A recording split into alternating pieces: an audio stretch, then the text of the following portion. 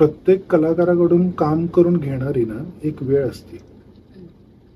त्या वेळेला ती जर वेळ त्याची चांगली असेल किंवा जुळून आली तर ते काम चांगलं होतं. बराच स्त्रीवर्ग सिरियल बघत नाही, ऐकतो.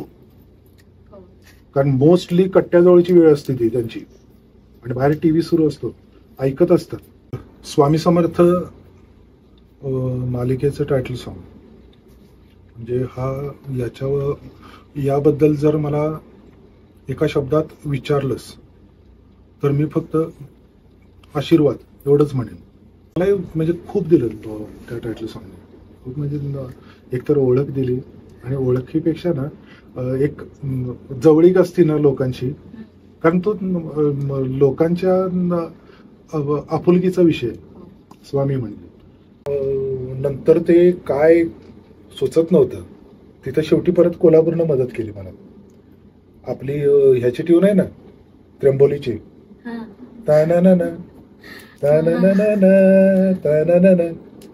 ती ट्यून त्यात वापरली आणि ती वापरल्यावर ना मला रिदम मिळाला. पुढचा त्याचा मला हेच मिळाला, गाण्याचा सगळ्यात फॉर्मॅट असतो ना, साचा जो असतो ते असं त्याचं कोरस आहे. मग ते बाकीचं लिहून घेतलं होतं, हे बदलायचं आहे म्हटलं. दादांना म्हटलं हे बदलायचं आहे मला. इथं अरे येडा आहे क्या, यही चाहिए, वो ना दिमाग में बैठता है. चांगला आर्टिस्ट कसा असतो, ज्याला स्वतःच्या लिमिटेशन्स माहिती असतात आणि ज्याला स्वतःचे प्लस पॉईंट पण माहिती असतात.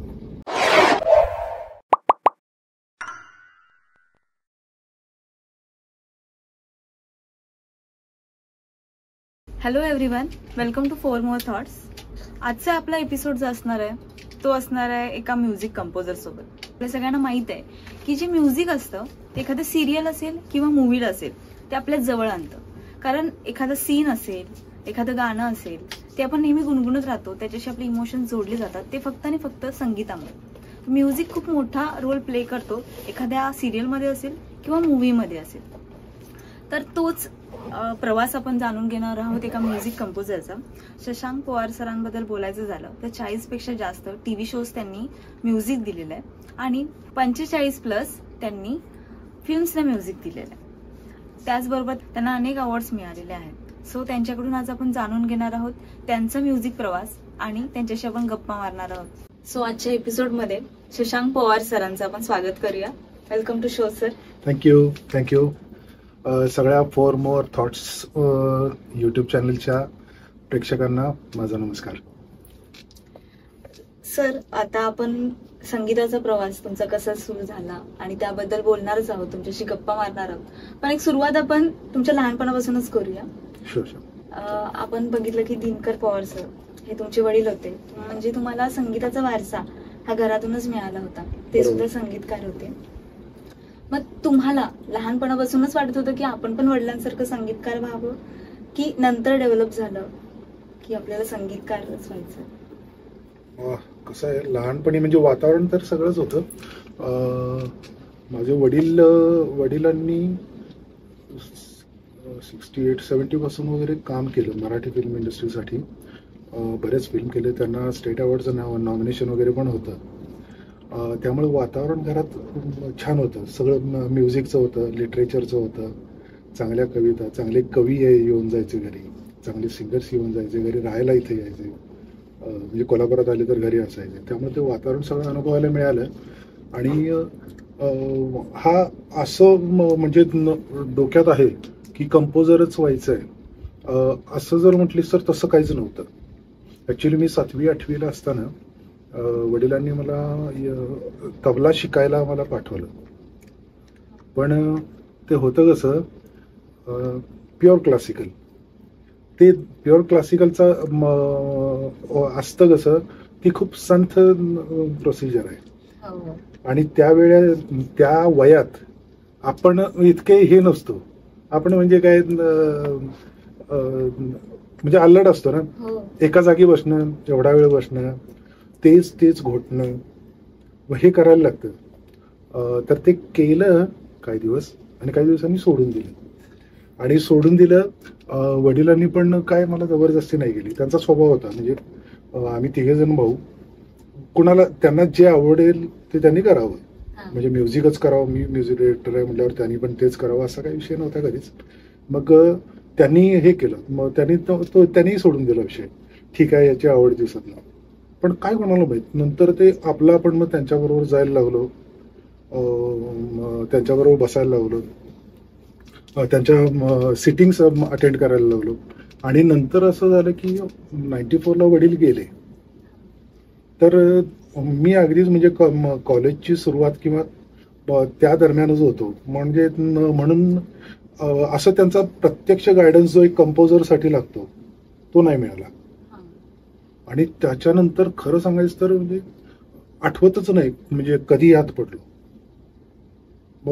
असंच म्हणजे गो विथ द फ्लो, जसं आयुष्य गेलं ना तसं कदाचित ते त्यामुळेच म्हणजे ते कलाकाराचं वागणंच असतं ना, जसं स्वभावच असतो की गो विथ द फ्लो, जसं जातंय तसं जाऊ द्या आयुष्यात, तसं त्याप्रमाणे मी गेलो. मग घरच्यांचं होतं थोडं आधी ग्रॅज्युएशन कम्प्लीट केलं आणि त्याच्यानंतर हे पण मी करत होतो, कम्प्युटर मॅनेजमेंट करायला लागलो आणि 6 महिने केले. आणि नंतर मला म्हणजे आत्ता या घडीला मला लिटरली आठवत पण नाही मी कधी सोडलं ते, कधी आणि कसं. म्हणजे इथं स्टुडिओतच यायचं ना, इथंच कायम असायचं आणि ते सोडलं म्हणजे ते सुटलंच, विषयच संपला त्याचा. आणि त्यानंतर कधी फिरकलो नाही. मी सायबरला करायचो आणि त्यानंतर मग कधी विषयच नाही डोक्यात, संपलं ते संपलंच.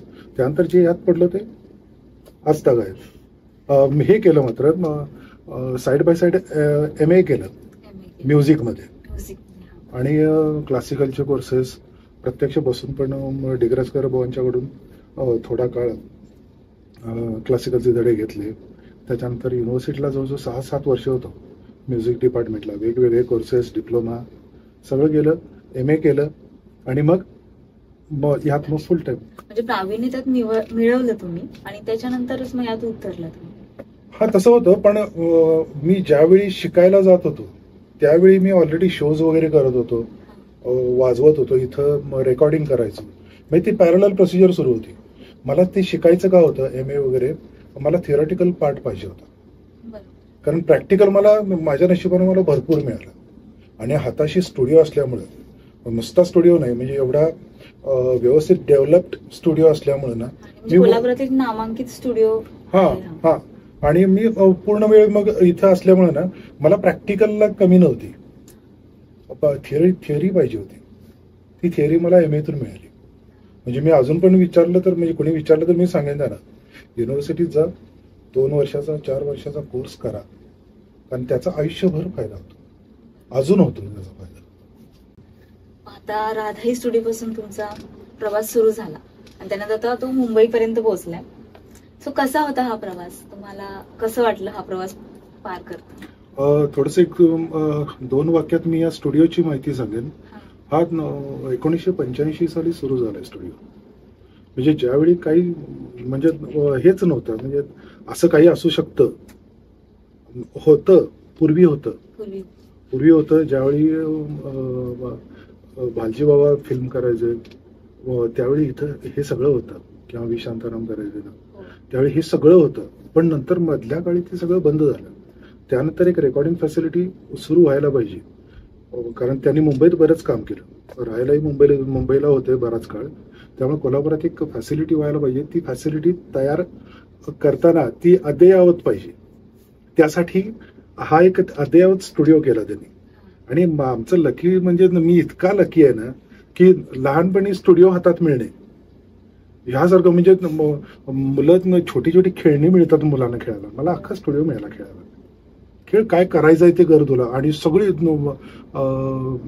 स्टेट ऑफ द आर्ट म्हणजे मॉडर्न इक्विपमेंट म्हणतो ना आपण, सगळी ती इक्विपमेंट हाताशी, किती प्रयोग करशील तेवढे कर, काय करायचं ते कर, कोणाचा कंट्रोल नाही, उलट कौतुकच मिळत होतं. त्यामुळं हा स्टुडिओ हाताशी असणं ही एवढी मोठी गोष्ट माझ्यासाठी होती ना. त्यामुळं हा आम्ही 1990 ला म्हणजे लहान असताना इथंच म्हणजे असं यायला लागलो हेल्पिंगसाठी. त्यानंतर मला आठवतंय त्याप्रमाणे 97-98 पासून पूर्णपणे स्टुडिओ चालवायला घेतला. मी आणि माझा पार्टनर आहे सलीम फरास. त्याचे वडील पण उत्तम गायक होते, गणी फरास, ते माझ्या वडिलांचे मित्र. आणि मी आणि सलीमने हा स्टुडिओ पूर्णपणे आम्ही ऑपरेट करायला घेतला. आणि त्यावेळेपासून मग बऱ्याच चेंजेस केले. नंतर डिजिटाईज केलं, सगळं डिजिटल केलं, सगळी इक्विपमेंट बदलली. आणि आता तर तुम्ही बघता, आता म्हणजे डॉल्बीपर्यंत काम कोल्हापुरात होतं, डॉल्बी मिक्सपर्यंत काम कोल्हापुरात होतं, जे फिल्मचं मुंबईत जायला लागायचं पूर्वी ते होतं. तर हा पाया आहे. हा पाया असल्यामुळे ना एक गोष्ट सोपी झाली, मुंबईत जाऊन कुठली गोष्ट नवीन नव्हती. पायाच घट्ट झाला तुमचा, घट्ट, आणि सगळ्याची ओळख झाली ना. कारण नुसतं एक डोक्यात चाल येणं महत्वाचं नाही आहे, म्हणजे ती सगळ्याचं मूळ तेच असतं. पण नुसती डोक्यात आली तर पुढं काय, ती नटवायला लागती, ती रेकॉर्ड करायला लागती. मग रेकॉर्ड करताना तुम्ही 1000 इन्स्ट्रुमेंट असतात, बरेच म्युझिशियन असतात, कशा गोष्टी, टेक्निकल गोष्टी कशा वर्क होतात हे कळण्यासाठी ना मुंबईत जाऊन वेगळं शिकायला नाही लागलं, कारण सगळा एक्सपिरियन्स इथं झाला होता. आणि हा एक्सपिरियन्स प्रत्येकाला व्हायला पाहिजे. मुंबईत जाऊन जो शिकण्यात वेळ जातो ना, तो माझा वेळ सगळा वाचला. त्यामुळे हा प्रवास तसा माझा सोपा झाला. आणि मुंबईला जायच्या आधी माझ्या साधारण 15 फिल्म कोल्हापुरात झाल्या होत्या. 15 फिल्म हा, कोल्हापुरात झाल्या होत्या. त्यामुळे नवीन काहीच नव्हतं. बरं, त्यातलं बरंचसं काम मुंबईतच असायचं. त्यामुळं नाही म्हणलं तरी महिन्याला 8-10 दिवस मुंबईलाच असायचो, आणि मग येऊन जाऊन करायचो बाकी. मग पहिली जी फिल्म होती किंवा एक पहिला प्रोजेक्ट मिळाला, तेव्हाचा तो एक किस्सा असेल ना, की ते मेमोरेबल, की मला पहिला प्रोजेक्ट मिळाला, तो काय होता? पूर्वी ना, तू ऐकलं, तू खूपच लहान आहेस, म्हणजे तू ऐकलं असशील की नाही मला माहित नाही. देवांची गाणी जुन्या फिल्मच्या गाण्यांच्या चालीवर अशी असायची, ऐकलीस तू? ऐकली. हा, मग तो जो उद्योग असतो ना, तो सगळा उद्योग करायचो आम्ही इथं. कारण त्यावेळी त्याला कव्हर म्हणतो आपण, कव्हर्स म्हणतो किंवा व्हर्जन रेकॉर्डिंग म्हणतो. ती व्हर्जन आपण रेकॉर्ड करायचो. तर त्याचं काम भरपूर होतं. म्हणजे कसं आहे, आता वडील पण गेले होते, म्हणजे ऑफकोर्स फिनान्शियली पण सपोर्ट करायलाच पाहिजे स्वतःला. ही फॅसिलिटी पण मोठ्या जागेत आहे, याचा मेंटेनन्स आहे, याच्यासाठी कमर्शियल काम तर करायला लागणार ना. ते करत होतो. ते करण्यासाठी अशी कामं भरपूर येत होती. आणि त्या कामात चांगली गोष्ट कुठली आहे माहिती आहे, जे गाणं, हिंदी गाणं, मराठी गाणं, जे मुंबईत म्हणजे रेकॉर्डिंग ज्याचं झालं होतं आणि ज्याचे मोठे मोठे आर्टिस्टनी कामं केली होती, ज्यात म्युझिशियन्स होते, ज्यात कंपोजर्स होते, त्याने समजा एक गाणं 50 लोक किंवा 60 म्युझिशियन्समध्ये केलं असेल, तर ते गाणं इथं आपण 4-5 लोकांच्यात तो इफेक्ट द्यायचा. हे जे शिकायला मिळतं ना, म्हणजे ते माझ्यासाठी भारी होतं. कारण इतक्या लोकांच्यात जे गाणं तयार झालंय तो इफेक्ट तुम्हाला द्यायचा आहे. हा, म्युझिशियन्स तुमच्याकडे एवढेच आहेत, एवढ्या तुमच्या लिमिटेशन आहेत, मग काय करायला लागेल ह्यासाठी? क्रिएटिव्हिटी यूज करा. हा, क्रिएटिव्हिटी यूज म्हणजे तयार करा. हे कोणी शिकवलं नव्हतं कोल्हापुरात, अजून पण नाही. याला आपण म्युझिकल अरेंजमेंट म्हणतो. हा अरेंजमेंटचा प्रकार अजून पण म्हणजे फॉर्मल त्याचं ट्रेनिंग नसतंच. आता काही इन्स्टिट्यूट आहेत मुंबईत, पण तरी पण माझ्या मते ती गोष्ट शिकवता येण्यासारखी नाही आहे. ती एक्सपिरियन्स करून आपण स्वतः डेव्हलप करण्यासारखी आहे. तर त्यामुळे ना ती गोष्ट शिकता आली. एक्सपिरियन्स एवढा मिळाला ना अरेंजमेंटचा. कारण म्युझिक तुम्ही थोडंफार शिकला, ठीक आहे, कंपोज करायला लागलो, चांगल्या कविता कळत होत्या. हे असताना ते परत ते त्या मशीनवर उतरवायचं. तबला पाहिजे, कुठं पाहिजे, किती पाहिजे, मग दुसरं एखादं इन्स्ट्रुमेंट, मेंडोलिन असेल, गिटार असेल, कुठं वापरायचं, त्याचा पार्ट केवढा पाहिजे, त्याचा बॅलन्स काय पाहिजे, कुठली गोष्ट लाऊड पाहिजे, कुठली गोष्ट कमी पाहिजे, ह्या सगळ्या गोष्टी आहेत ना, ह्या एक्सपिरियन्सनी शिकता येतात. कारण ह्या तुम्ही काही म्हटलं तरी त्या थिअरीत नाहीत येत. पण ही गोष्ट अरेंजमेंटची गोष्ट मला शिकता आली इथं कोल्हापुरात, आणि त्यामुळे तो नंतर तो पार्ट मला तिकडं सोपा गेला. ती पहिली मूवी मिळाली होती का टीव्ही सिरियल्स? हा, तू मूवीचं विचारत होतेस. मूवीचं असं झालं, त्याच्या आधी ते सांगितलं तुला वर्षन रेकॉर्डिंग करत होतो. त्यानंतर ते काम सुरू होतं. एक माणूस एक आला आमच्याकडे, एक व्यक्ती आली, आणि अतिशय साधे कपडे असे, आणि अगदी प्लास्टिकची बॅग वगैरे घेऊन, आणि असं आलं आणि मला म्हटलं, मी भानुदास जगताप, मी रायटर आहे, मला चित्रपट महामंडळात तुमचा नंबर मिळाला आणि मी फिल्म करतोय, आणि तुम्ही गाणी करणार का? तुम्ही काय केलंय का? केलेलं ऐकवलं त्यांना, ओके वाटलं, त्यांना चांगलं वाटलं, आणि ठीक आहे करूया म्हटलं, आणि गेले. झाले 2-3 महिने, 4 महिने, 5 महिने झाले, विसरून गेलो ते, आपल्या कामात लागलो. आणि नंतर ते परत आले. त्यावेळी ते प्रोड्युसरला घेऊन आले. तुमची मी गाणी ऐकून गेलो होतो, आठवते का तुम्हाला? म्हटलं होय.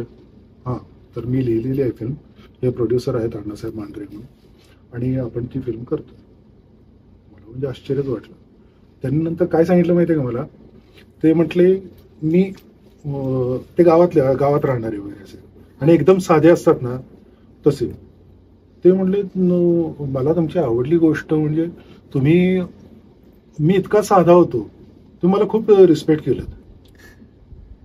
मग म्हणजे आता ही गोष्ट कशी आहे, ऑब्व्हियसली म्हणजे करायचंच असतं ना ते, म्हणजे त्यात काय मी काय आणि माझंही कोणी असतं तरी तेच केलं असतं.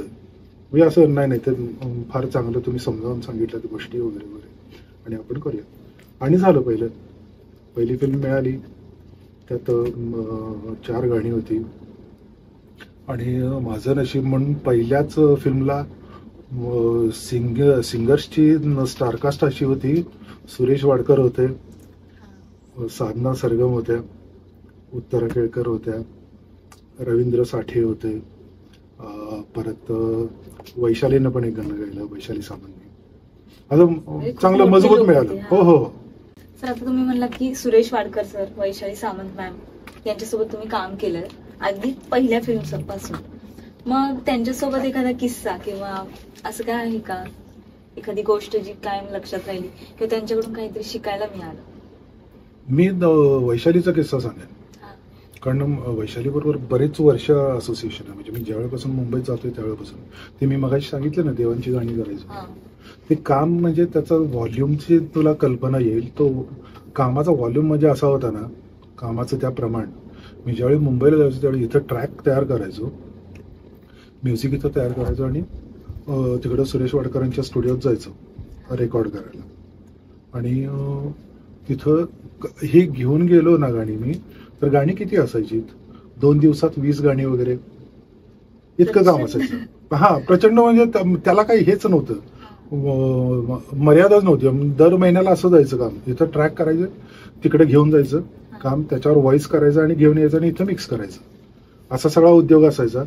आणि त्यामुळं मला वैशालीचं आठवतंय, एकदा वैशाली त्यावेळी कव्हर वर्षन्स भरपूर गायची. म्हणजे त्यावेळी अजून ते ऐका दाजीबा वगैरे यायचं होतं, आणि ती कव्हर वर्षन्स भरपूर करायचीत. आणि एका दिवशी आम्ही जवळजवळ एक दिवशी नाही 2 दिवस म्हणजे 1.5 दिवस म्हणून आम्ही जवळजवळ 14 गाणी रेकॉर्ड केली होती. 14 गाणी सलग केली होती. एवढं काम त्यावेळी करायचं. नंतर मग त्यामुळे रॅपो चांगला होता आमचा. आणि त्यानंतर पहिल्या फिल्मसाठी ना मी सिंगरचं नाव नाही सांगणार, ते सिनियर सिंगर होत्या, त्यांचं गाणं घेतलं, एक डब केलं, कारण ते थोडा आग्रह होता त्यांचं घेऊया, ते माझ्या थोडं मनात नव्हतं. मग ते केलं आणि मग चैन पडे ना, मी कसं तरी त्यांना कन्व्हिन्स केलं सगळ्या लोकांना. म्हटलं मी एक करून बघतो, तुम्हाला जर आवडलं तर ठेवूया, नाहीतर नको, असं म्हणून त्यांना सांगितलं. आणि ठीक आहे म्हटले, करून बघ. वैशालीला रिक्वेस्ट केली आणि तिला सगळं क्लिअर सांगितलं, असं असं केलं, एक सिनियर सिंगर आहे त्यांच्या आवाजात गाणं घेतलंय, पण मला वाटतं तू जास्त बेटर गाऊ शकशील. म्हणजे किंवा त्याने गायलेलं चांगलंच आहे, पण मला जे पाहिजे ते तुझ्याकडून मला मिळू शकेल असं वाटतंय, आणि याचे पैसे नाही आहेत, याचे पैसे मिळणार नाही, कारण मी तिकडे घालून बसलोय. पण रॅपो एवढा चांगला होता तिचा, म्हणजे पैशाचा काही विषयच नव्हता. तिनं ते अरे करूया ना म्हटली, चल. आणि लगेच बाकीचं आमचं काम झालं आणि त्यानंतर ते गाणं डब करून टाकलं आणि सगळ्यांना आवडलं. त्यामुळे ते वैशालीचं गाणं त्या फिल्ममध्ये आलं ते. आता तुम्ही एक किस्सा सांगितला की असं होतंय, एखाद्या सिंगरचं गाणं तुम्ही म्युझिक दिलंय पण त्या सिंगरने ते एवढं दिलं नाहीये किंवा तुम्हाला आवडलं नाहीये, असं होत असेल ना खूप वेळा? बऱ्याच वेळेला होतं. यात म्हणजे ह्यात कुठली गोष्ट म्हणजे चुकीची पण नाही आहे आणि कुठली कोणाच्या कमीपणाची नाही आहे, कोणाला कमी दाखवण्यासाठी नाही आहे. ही नॉर्मल प्रोसिजर आहे. म्हणजे आता पण आपण हिंदी गाणी ऐकतो ना, ही पण 7-7, 8-8 सिंगरकडून गाऊन घेतलेले असतात. ज्याचं बरं वाटतं डिरेक्टर प्रोड्युसरला, कॅरेक्टरला कुठलं जाता व्हॉइस, असं होतं आज. पण म्हणजे सगळेच होतं असं नाही, पण सगळ्याच गाण्यांना होतं असं नाही, पण हे होतं. हे करतात ते, होतं ते. आणि क्रिएटिव्ह प्रोसिजर आहे ना. दुसरं कसं असतंय, एक मी नंतर पुढं काम करायला लागलो ना सिरियलचं वगैरे, त्यावेळी मला राकेश सारंग सरांच्याकडून, खूप मोठे डिरेक्टर आणि प्रोड्युसर, ज्यांच्याबरोबर मी कुंकू वगैरे सिरियल केल्या, कुंकू फू वगैरे केल्या, मग त्यांच्याकडे गेलो होतो ना मी. हे थोडंसं डिबेट करतोय मी, पण त्याच्याशी निगडीतच आहे. तर त्यावेळी ना मी त्यांना म्हटलं गाणी ऐकवतो तुम्हाला माझी, आणि तुमच्याबरोबर काम करायचं. ते म्हणाले मला तू गाणी ऐकवू नकोस, कारण तू काय ऐकवणार, तुझं जे बेस झालं ते ऐकवणार, मला ते नको आहे. त्यापेक्षा मी तुला देतो गाणं, आणि हे कर, हे कंपोज करून दाखव. हा हा, आणि हे जर ओके असेल तर आपण पुढे काम करू. तर ते करण्याच्या मागं कारण काय त्यांनी सांगितलं माहिती का, प्रत्येक कलाकाराकडून काम करून घेणारी ना एक वेळ असते. त्या वेळेला ती जर वेळ त्याची चांगली असेल किंवा जुळून आली तर ते काम चांगलं होतं, नाहीतर ॲव्हरेज होतं. अदरवाईज सगळ्याच मोठ्या कलाकारांची सगळीच गाणी आणि सगळंच काम चांगलं झालं असतं असं नसतं. कुठलं तरी ॲव्हरेज होतं आणि कुठलं म्हणजे खूप जबरदस्त होतं, असं का होतं. ती वेळ असते, हे मी त्यांच्याकडून शिकलो. आणि ती तशीच गोष्ट बऱ्याच वेळेला ह्या डिसिजनमध्ये होते. एखाद्याचा दिवस नसतो आपण म्हणतो ना, हा, म्हणजे विराट आउट गेला नाही, आजचा दिवस नव्हता, आजचा दिवस, तो विराट आहे, शेवटी विराट खेळणारच, पण एखाद दिवस नसतो ना, शून्यावर आउट जातो, होतं ना तसं. तशी कंडिशन आहे. त्यामुळे त्या सिंगर बद्दल वैयक्तिक तो काही इश्यू नसतो. आज नाही जमलं किंवा ती नाही होत, आता मग ठीक आहे. आणि ते पण समजून घेतात, असं कोण हे नाही करत, म्हणजे ग्रजेस ठेवून बसत नाही डोक्यात, अरे असं इट्स ओके, सगळेजण सोडतात, चल पुढे. म्हणजे डेडलाईन्स वगैरे असं काही नसतं. डेडलाईन असतात. डेडलाईन शिवाय कायच होत नाही. डेडलाईन म्हणजे ते ना, प्रत्येक प्रोजेक्टच्या वेळी मरण असतं, म्हणजे प्रत्येक वेळेला मरायचं असतं. म्हणजे अशी डोक्यावर असते ना. आणि त्यात आणि म्युझिकचं कसं होतं माहिती का, गाणी तरी आधी होतात. ज्यावेळी फिल्मचं बॅकग्राऊंड वगैरे करत असतो, बॅकग्राऊंड म्युझिक, त्यावेळी कसं आधीच्या लोकांनी सगळ्यांनी वेळ घेतलेला असतो व्यवस्थित, प्री प्रोडक्शनला, स्क्रीन प्लेला, रायटिंगला. आता मस्त वेळ घेतलाय, केले काम, त्यानंतर शूटला गेलेत. मग शूट 30 दिवसाचं ठरलं आणि झालं 40 दिवसाचं, केलं. नंतर प्रोड्युसर हे कर घेतो ना, कन्स्टंट आणतो, आता बस, आता आवरा म्हटल्यावर ते शेवटी येतं, ते म्युझिकवर येतं. हे सगळं आरामात काम होतं आणि शेवटी तुला 10 दिवस आहेत ना, 10 दिवसाची फिल्म द्यायची. अरे 10 दिवसात 2 तासाची फिल्म म्हणजे मरण आहे ते. मग फार निगोशिएट करायला लागतं. हा, मग नाही होणार नाही, 1 महिना लागेल, नाही महिना नाही, मग 15 दिवस, बरं ठीक आहे, चल तुझं नाही माझं नाही, 20 दिवसात देतो, असं करायला लागतं. दिवस हे करायला लागतो. मग होतील तसे पार्ट पाठवून द्यायला लागतात. मग बाकीचं काम करत बसायचं, नाना वाटगडी, नाना त्रास, म्हणजे अवघड होत आहे. मला हे विचारायचं होतं, तुम्ही बोललात की इतके दिवस वगैरे लागतात किंवा काय, मग म्युझिक बनवण्याची प्रोसेस कशी असते, एखादी सिरियल असेल किंवा मूवी असेल, ते तुम्हाला पुन्हा सुरुवातीला आधी बघून घ्यावं लागतं, त्याची कॉन्सेप्ट क्लिअर करून घ्यायला लागते, प्रोसेस ऍक्च्युली कशी असते? थॉट प्रोसेस बद्दल विचारलंस ना. थॉट प्रोसेस म्हणजे आता काय होतं, प्रत्येक गोष्टीची रिक्वायरमेंट वेगळी आहे. म्हणजे फिल्म सॉंग्सची गोष्ट वेगळी आहे, टीव्हीचं वेगळं आहे, टायटल सॉंग्स वेगळे आहेत, आणि अल्बमचं वेगळं आहे.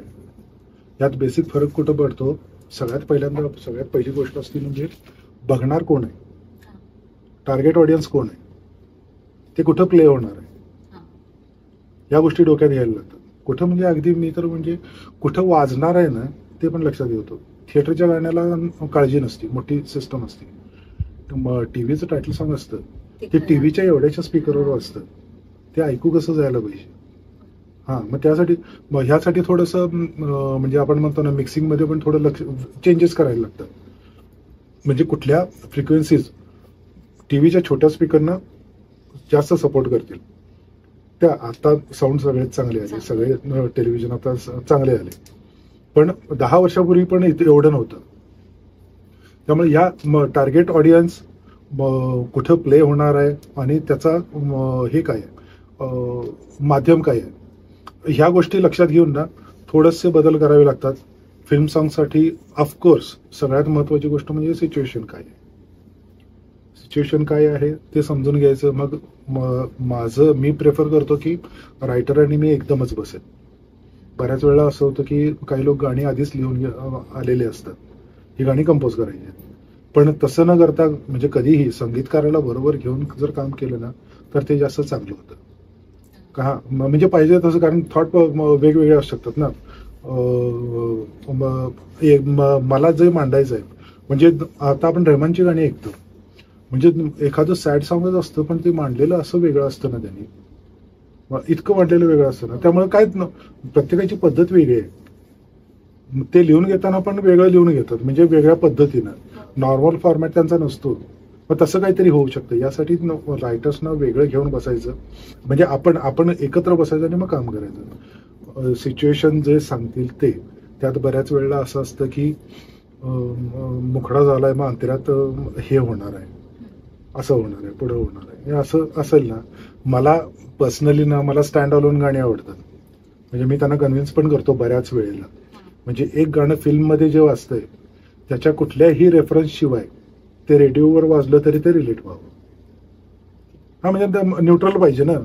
नाहीतर बाहेर जर त्याला फिल्ममधले रेफरन्सेस त्यात असतील तर बाहेर रेडिओवर ऐकलं आपण FM वर वगैरे तर ते नाही चांगलं वाटत, कारण ते अर्धवट राहतं. मग त्यामुळे ते जेनेरिक पाहिजे कुठलाही रेफरन्स शिवाय. ते मी बऱ्याच वेळेला कन्व्हिन्स होतात पण तसं लोक. फक्त थीम सॉंग्सच्या बाबतीत तसं होत नाही. दुसरा मीडिया म्हणजे आपण सिरियलचं म्हटलं तर सिरियलचा एक तर सगळ्यात महत्वाची लिमिटेशन असते जी लिखाणापासून, गाण्याच्या लिखाणापासून कंपोजिशन पर्यंत येते, ती म्हणजे सिरियलचं टायटल. त्याला तुम्ही टाळूच नाही शकत. आणि अजून पण कसं आहे, टायटल सॉन्ग बरेच म्हणजे आता सिरियल्स बंद पडून पण बरेच वर्ष झाले तरी टायटल सॉन्ग अजून हिट आहे. असं झालं. कन्स्टंट कसं पडतात माहितीये का, म्हणजे तुमच्या डोक्यात पण नसतं. मगाशी मी जो किस्सा सांगितला राकेश सरांचा, ते टायटल सॉन्ग होतं एक झुंज वादळाशी नावाचं. ETV ला होती त्यावेळी. आणि तर ते त्यांना आवडलं, त्यांनी केलं होतं. पुढे झाली सिरियल ती, पण त्याच्या आधी दुसरी एक सिरियल त्यांच्याकडे होती आणि त्या सिरियलचं टायटल सॉन्ग करायचं होतं. त्या म्हणजे तू ऐकलं असशील त्या सिरियलचं नाव होतं कुंकू. आता कुंकूवर करायचंय. कुंकूचं नाव एवढंच आहे, मग गाणार कसं त्याला, काहीतरी करून डाडा डाडा डाडा डाडा कुंकू, डाडा डाडा डाडा डाडा कुंकू. मग त्याला तुम्ही आणणार कसं नाही. मग त्याला आयडिया केली काय माहिती का, त्याला आधी आलाप जोडला, हा हा हा हा कुंकू. तो त्याला आलाप जोडला, मग ती एक छान फ्रेज झाली तयार. हा, मग तू थॉट प्रोसेस विचारत होतीस, हे सगळे उद्योग त्यात येतात. फू बाय फूला पण तसंच. हे एकदा टायटल मिळालं ना की त्या गाण्याचं मीटर ठरतं, त्यातच बांधावं लागतं. नाहीतर, आणि ते सोपं लागतं, भयंकर सोपं लागतं. टीव्हीचं टायटल सॉन्ग अतिशय सोपं लागतं. दुसरं, इतके त्यात इनपुट्स असतात. म्हणजे बऱ्याच वेळेला मी म्हणतो ना, सिरियलचं टायटल सॉन्ग पास होणं, चॅनल्स असतात, क्रिएटिव्ह असतात, EPs असतात, प्रोड्युसर्स असतात, बरेच इनपुट्स असतात त्यात. आणि तुम्ही एखादं गाणं का पास झालं आणि एखादं गाणं का रिजेक्ट झालं काहीच कळत नाही. आपण फक्त करायचं. पण काय वेळेला प्रोसेसवर विश्वास ठेवायचा. जसं आता समोर राकेश सारंग आहेत, तर आत्ताचं जे गाणं ऐकतंय ते गाणं त्यावेळी नव्हतं, त्याच्या आधी दुसरं गाणं केलं होतं आणि ते गाणं पण चांगलं झालं होतं. मग त्यांनी मला फीडबॅक असं दिला की अरे यार, म्हणजे ते लोकांचं असं ना, ऐकलं, आवडलं सगळ्यांना, पण असं आलं नाही. पाहिजे. काय करू शकतोस का, हे पास होईल पण काय करू शकतोस का. मग दुसरं, रोहिणी निनावे आहेत ना रायटर, तिनं लिहिलंय ते गाणं. मग रोहिणी बरोबर बोललो थोडं आणि तिनं ते त्या गाण्याच्या लिरिक्स दिल्या आणि ते करून दिलं. आणि ते म्हणजे अरे ओके, ओके, भयंकर आवडलं सगळ्यांना. आणि माझं पण पहिलंच मोठं हिट, कारण इतकी गाजली होती सिरियल पण. आणि मजा आली, म्हणजे ते काम करताना पण अगेन वैशालीनंच गायलं ते. त्यामुळे तो एक वेगळा भाग आहे. टायटल सॉंगचा वेगळा भाग आहे, तसाच बॅकग्राऊंड म्युझिकचा पण वेगळा भाग आहे. सिरियलचं बॅकग्राऊंड, इमोशन्स असे कनेक्ट होतात त्या म्युझिकशी. हो, तर करायलाच लागतात, लक्षात राहतात, असं करायलाच लागतात. टीव्हीचं बॅकग्राऊंड म्युझिक जे आहे ना, ते फक्त डोळ्यांच्यासाठी नाही आहे, ते कानांच्यासाठी आहे.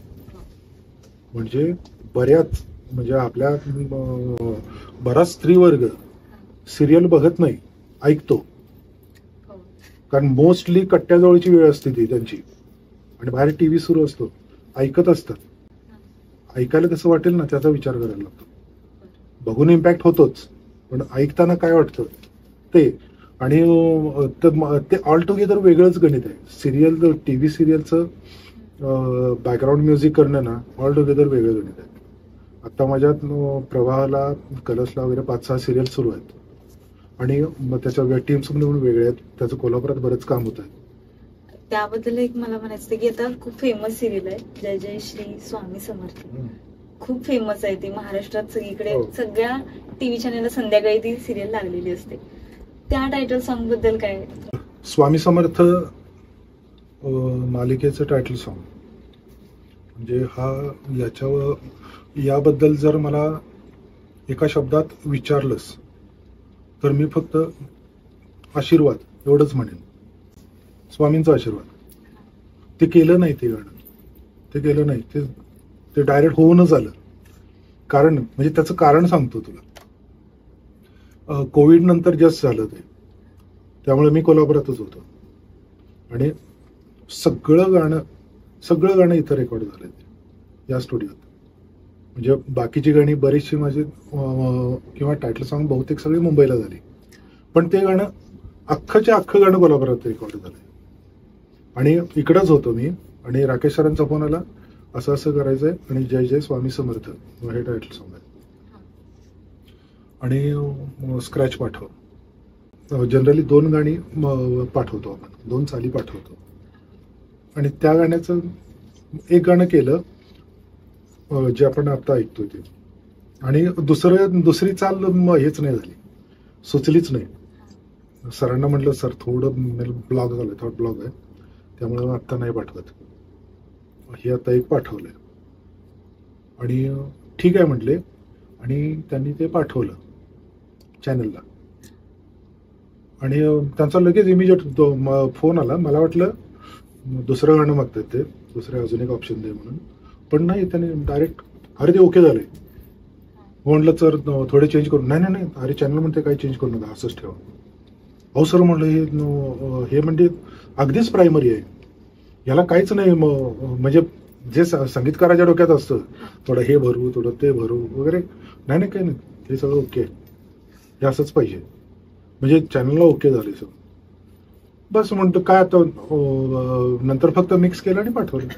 सहज होऊन गेलं तुमच्या? सहज म्हणजे काहीही, म्हणजे विनासायास आपण म्हणतो ना, ओघवतं. जसं वाटलं तसं केलं, तसं एकही चेंज न होता. हे फार कमी होतं. आणि सजेशन असतात, डिमांड्स असतात काही शोच्या, बऱ्याच गोष्टी असतात, त्यामुळे ते हे करू शकतात, तुम्हाला सजेशन देऊ शकतात. पण या गाण्यात एकही सजेशन नव्हतं. जसं स्क्रॅच होतं तसंच रेकॉर्ड झालं. आज ते महाराष्ट्राच्या प्रत्येक घराघरात वाजते, आणि ती लोक त्याला कनेक्ट करतात. खूप मला म्हणजे खूप दिलं त्या टायटल सॉंगने.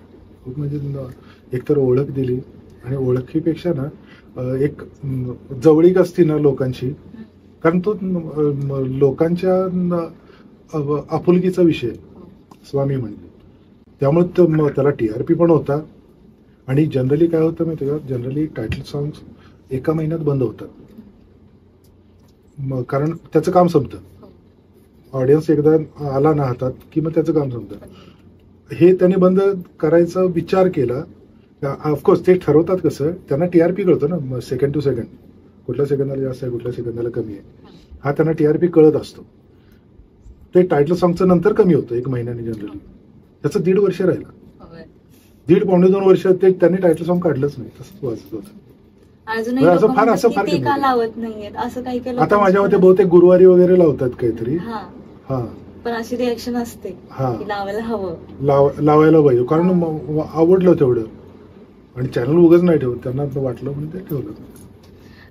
सर आता तुम्ही मुरांबा, पिंकीचा विजय असो, मुलगी झाली हो, अबोली या फेमस आता ज्या सिरियल्स आहेत त्यांना तुम्ही बॅकग्राऊंड म्युझिक दिलंय, त्यावेळेस कसं एक्सपिरियन्स होता तुम्हाला? की कारण कसं एपिसोड बनत जातात मग त्याप्रमाणे बदलत जातं का बॅकग्राऊंड म्युझिक?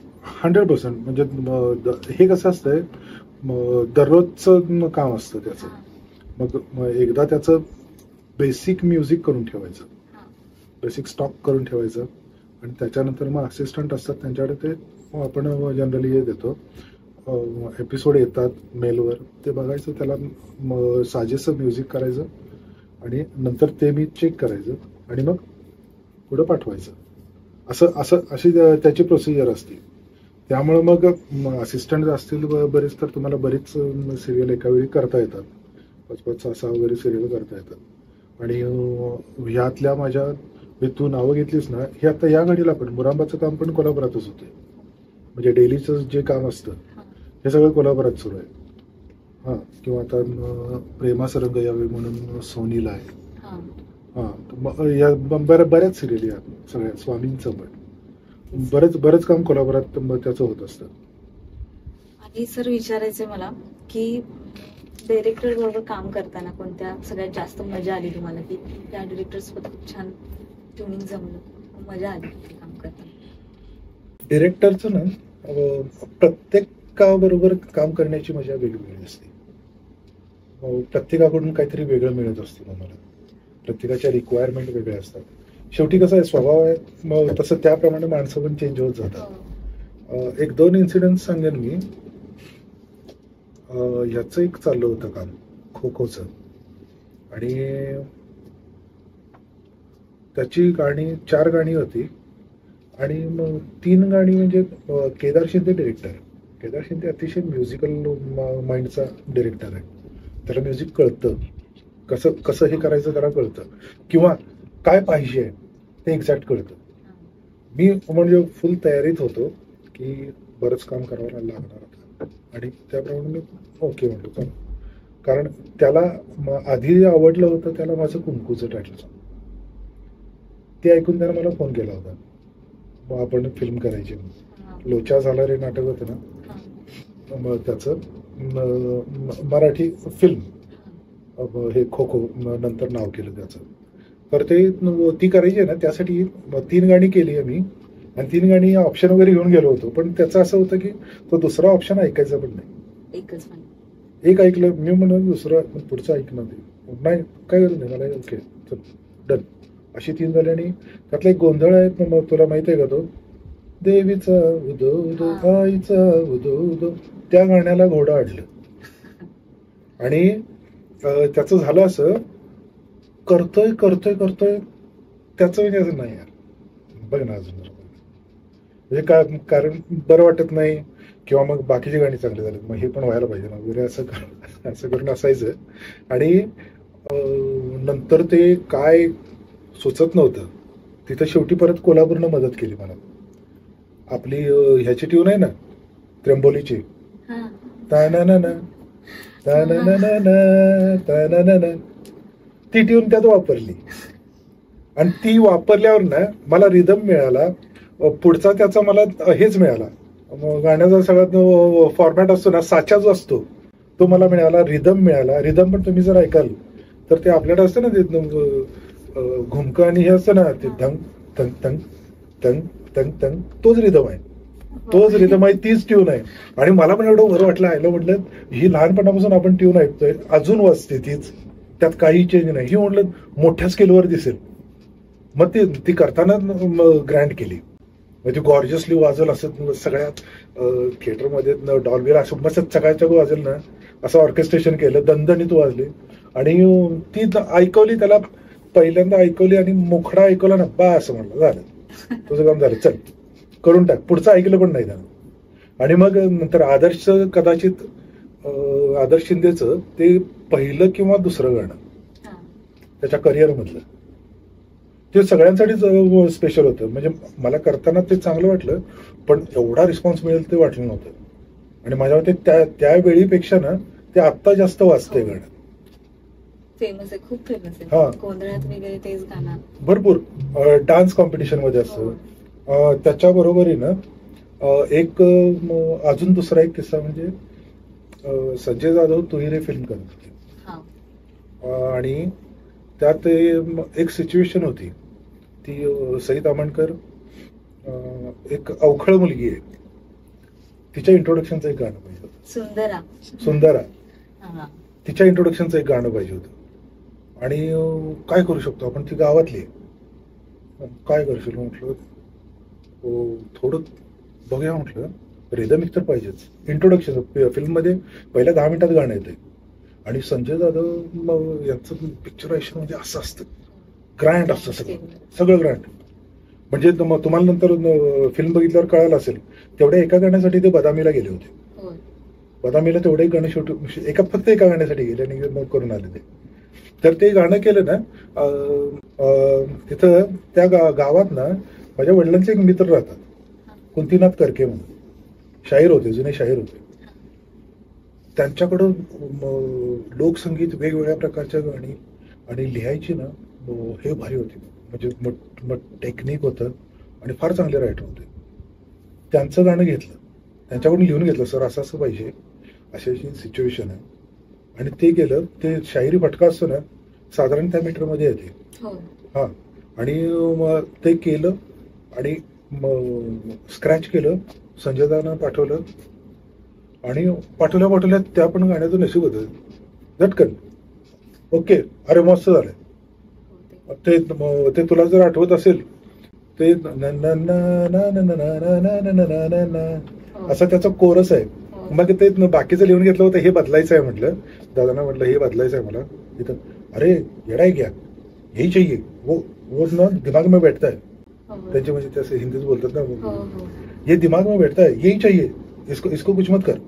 आणि गेलो तिथं. शूटला सगळेच होते, स्वप्नील होता जोशी, सई होती, संजय दादा होते. सगळ्यांच्या पुढ्यात सगळं ऐकवलं मोठ्या स्पीकरवर लावून आणि सगळ्यांनी अप्लॉज केला, टाळ्या वाजवल्या आणि बहुत अच्छा बना है भाई, जब बस मिक्स करके दे दे. ठीक आहे, आलो तिथनं बाहेर पडलो. आदर्शला फोन केला, अरे झालं ते. काय झालं, गाणं ओके, काही चेंज नाही, परत करायचं नाही आपण, जा परत विचार, असं नाही होत. म्हटलं नाही झालं भाई, सगळं झालं, गाणं फायनल आहे, मिक्स करायचं द्यायचं. बाबा काय वाट आहे म्हटलं.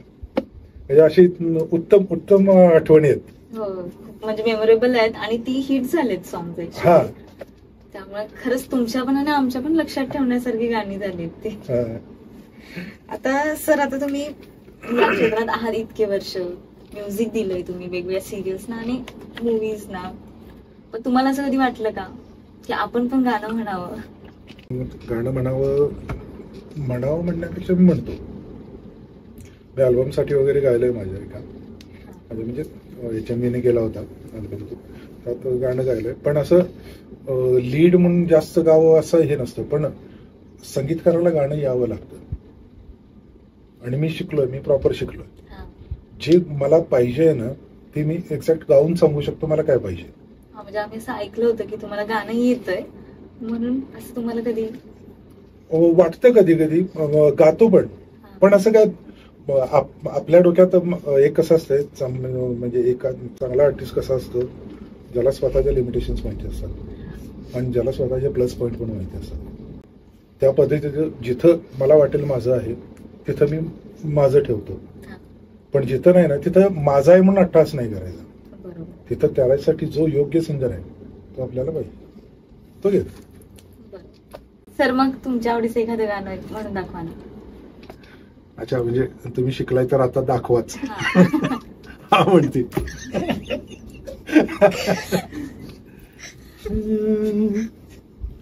बर ठीक आहे. माझ्या एका तुमचं ज्याला म्हणजे जे काम करताना मला समाधान मिळालं,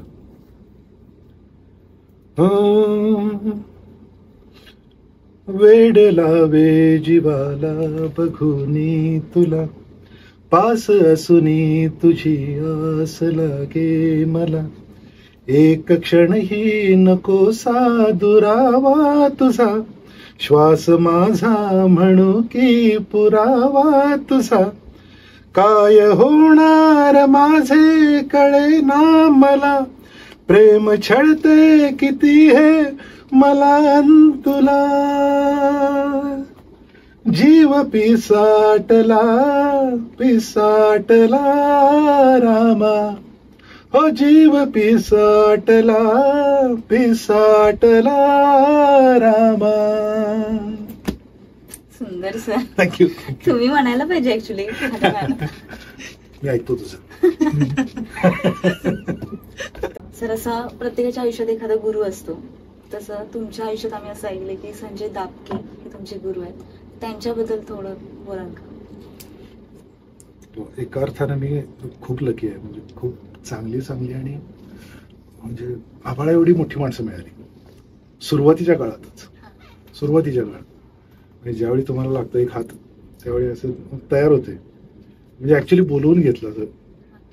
आणि खूप चांगलं, त्यातलेच संजय दाबके सर असतील, चंद्रकांत काळे सर असतील, बरेच राकेश सारंग सर असतील, सुरुवातीला यशवंत वालकर आहेत, त्यांच्याबरोबर बऱ्याच फिल्म केल्या आम्ही. तर चांगले लोक मिळाले. त्यातले संजय दाबके सर सगळ्यात पहिले. म्हणजे पहिल्यांदा त्यांनी मला म्हणजे पुण्यात एक कॉन्सर्ट होती माझ्या कंपोजिशनची, ती कॉन्सर्ट केली आणि त्या कॉन्सर्टला ते ऐकून गेले होते. आणि नंतर मला असंच ते ETV त्यावेळी होता हैदराबादला, ETVला चॅनल हेड झाले आणि मला डायरेक्ट असा एक रॅन्डम फोन आला, असं संजय दाबके बोलतोय आणि आपल्याला स्टेशन ID करायचा आहे, ETVचा स्टेशन ID म्हणजे लोगो, तो रेकॉर्ड करायचा आहे, मी तुमचं काम ऐकलंय. म्हणजे मला काही माहितीच नव्हतं, म्हणतं कधी ऐकलं असेल काय, कारण त्यावेळी काही एवढं काम पण केलं नव्हतं, फक्त एक चालींचा शो गेला होता माझ्या, तो त्यांनी ऐकला होता आणि त्यांना ते आवडलं होतं. आणि त्या निमित्तानं मग त्यांच्याबरोबर काम सुरू करायला मिळालं. ते कामच असं होतं, ETVचा लोगो होता, जो लोगो माझी कॉन्सेप्ट अशी होती, शंकर महादेवन गातील. ते जर तुम्ही कदाचित आता लागतो का नाही माहित नाही मला, तो तान दे रे दिन दे रे तान दे रे ना, असा तो एक 14 सेकंदाचा लोगो होता फक्त. आणि अशी कॉन्सेप्ट कधीच नव्हती, म्हणजे व्होकल्स एखाद्या लोगोमध्ये येतील वगैरे अशी कॉन्सेप्ट नव्हती. आणि शंकर महादेवन गातील वगैरे असं काहीच नव्हतं. तर पहिल्यांदा काहीतरी झालं, त्यांना पण आवडली कॉन्सेप्ट आणि चांगला त्याला रिस्पॉन्स चांगला मिळाला. त्यानंतर भरपूर शोज केले सरांच्या बरोबर, म्हणजे TV शोज. आणि मग पुढे बरेच काम केलं वेगवेगळ्या प्रोजेक्ट्सवर. तसंच चंद्रकांत काळे सरांच्या बरोबर पण काम केलं. नक्षत्रांचे देणे झी मराठीवर होतं पूर्वी, त्याचे बरेच एपिसोड केले, त्याचं म्युझिक केलं. चांगला एकूण एक्सपिरियन्स ना. फार चांगली माणसं भेटली, फार मोठी माणसं भेटली. म्हणजे नादो महानोर भेटले त्यातून मला, म्हणजे फार जवळीक होती माझी त्यांच्याशी. सर, या क्षेत्रात येऊ इच्छिणाऱ्यांना तुम्ही काय सल्ला द्याल? त्या निमित्तानं एक गोष्ट सांगतो मी तुला. एक कोल्हापूरच्या बाबतीत बोलली जाते, एक फ्रेज असते, कोल्हापुरात रॉ टॅलेंट खूप छान आहे. ऑफकोर्स आहेच, पण मला ना ऍक्च्युली त्यात याचा म्हणजे त्या फ्रेजचा राग येतो. रॉ टॅलेंट झालं ना, अरे इंडस्ट्री इथं सुरू झाली. फिनिश टॅलेंट पाहिजे, फिनिश टॅलेंट म्हटलं पाहिजे लोकांनी. या स्टेजला आता आपण यायला पाहिजे. रॉ टॅलेंट आहे तिथं, प्रत्येक माणसाच्या अंगात कला आहे, हे होतच आहे. मग कलापूर खरं उगाच नाहीत म्हणत, ते आहे. फक्त होतं काय काय ठिकाणी. आता काय होतं बऱ्याच वेळेला, जसं मी सुरुवातीला सांगितली गोष्ट, मी मुंबईत गेलो त्यावेळी मला कुठली गोष्ट नवीन नव्हती. ही गोष्ट एवढी इम्पॉर्टंट आहे ना, त्यामुळं आपल्याला करायचं आहे मुंबईत करिअर किंवा आपल्याला इंडस्ट्रीत करिअर करायचं आहे, 100% करा. डोळे झाकून या, बिंदास या. होतंय, सगळ्यांचं होतंय, तुमचं पण होणार. फक्त येताना माझं असं मत आहे ना, अर्धे कच्चे यायचं नाही. तुम्ही तयार व्हा, शिका, भरपूर शिका.